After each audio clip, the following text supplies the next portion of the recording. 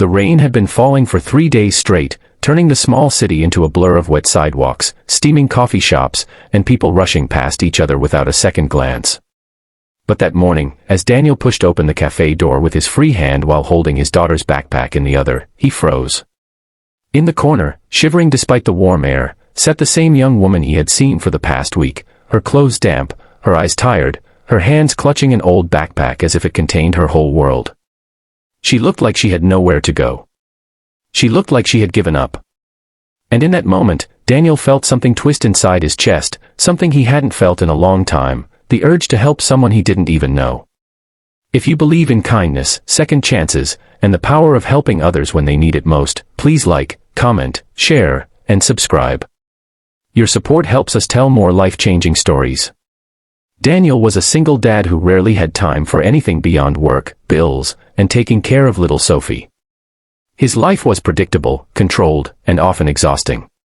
But every morning, while dropping Sophie at school, he stopped at the same cafe for a cheap breakfast before heading to his construction job.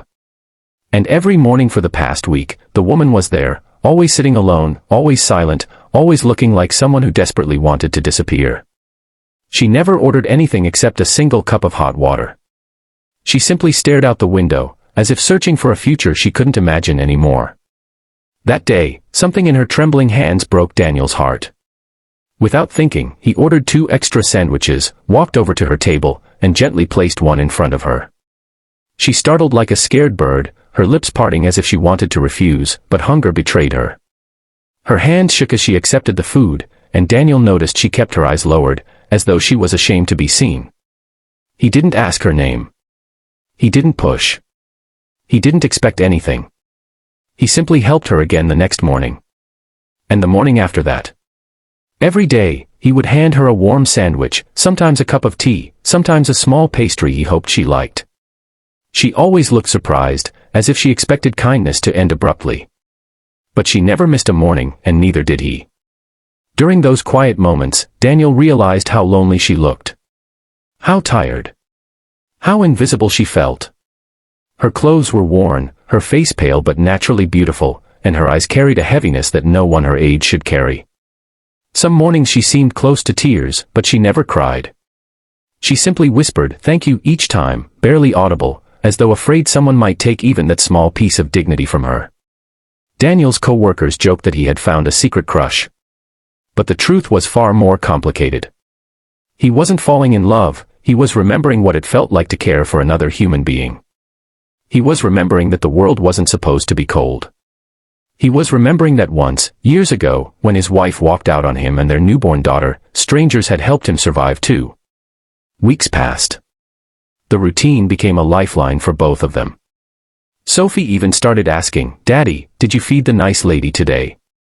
And Daniel would smile and nod, though the sadness in his chest deepened each time he realized he still knew nothing about her, not her story, not her past, not even her name. Then came the morning that changed everything. Daniel arrived later than usual, drenched from the rain. He pushed open the cafe door, and froze. The woman was there, but she wasn't alone. Surrounding her were 4 bodyguards in dark suits, towering men with earpieces and rigid expressions. Next to them stood 2 well-dressed lawyers holding briefcases. The cafe had gone silent. Even the barista had stopped mid-motion, eyes wide with confusion. Daniel's heart pounded. Had she done something wrong? Was she in trouble? Had someone hurt her? But then he saw her expression. She wasn't afraid. She looked overwhelmed, emotional, almost relieved. And when her eyes met his, they filled instantly with tears. The older lawyer stepped forward, addressing the room calmly but with authority. He explained that the young woman had been missing for months.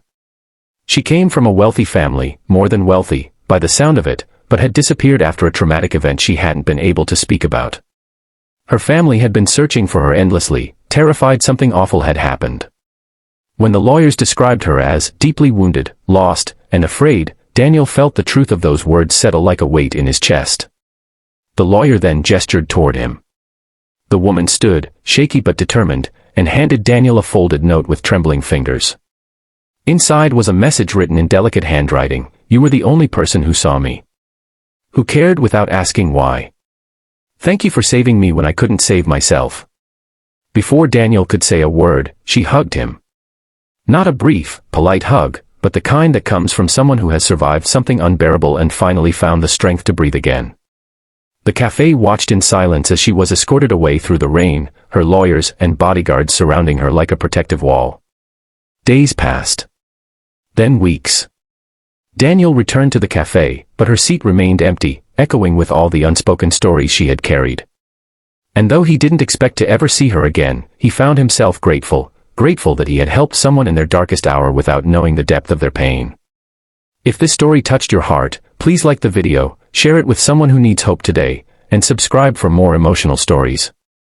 Before the ending arrives, tell us in the comments, what would you have done if you were in Daniel's place? And so, life moved on. Quietly. Softly. But Daniel would never forget the woman whose life he had changed, simply by choosing kindness when the world had turned its back on her.